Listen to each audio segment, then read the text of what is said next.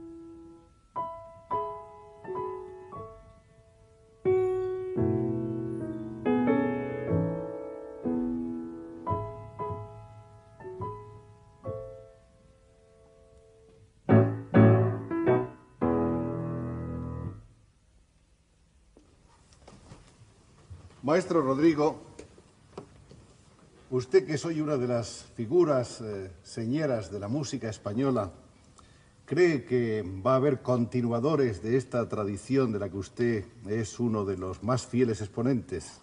Pues, hombre, por ahora parece que no lleva esto traza, porque estas nuevas generaciones, pues es natural, todo se modifica, todo cambia, otras costumbres, otra manera de sentir, otro arte. ¿Está usted más cerca de Falla, de Turina, de Granados, de Albéniz?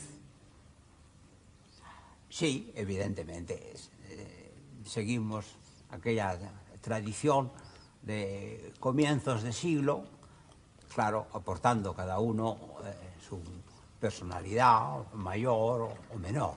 ¿Qué era para usted Falla?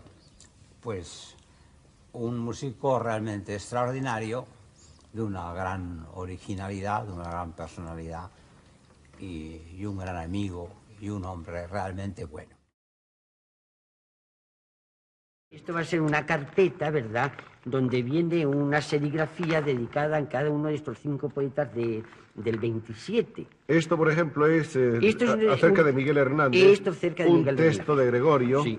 que luego está seguido Este es Hernández, el del dibujo que hice retrato con él. hecho por Gregorio de Miguel Hernández. Sí, estos son dibujos del mismo Hernández. Hay otro pliego que está dedicado a Alberti. Pues esto ya es de Alberti. Esto es una especie de estos dibujos escritos que yo ahora, ¿saben? Esto es una cosa que yo he sacado ahora nueva, que es una especie de retratos de ellos en dibujos escritos. Y viene el de los 5.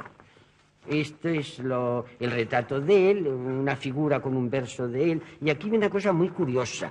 Este dibujo está hecho por Sonia Daquistain, que esta chica en su obsesión de creer que éramos animales, ella tenía la obsesión de creerse pájaro. Pues se desnudó completamente y anduvo así por las calles de Londres.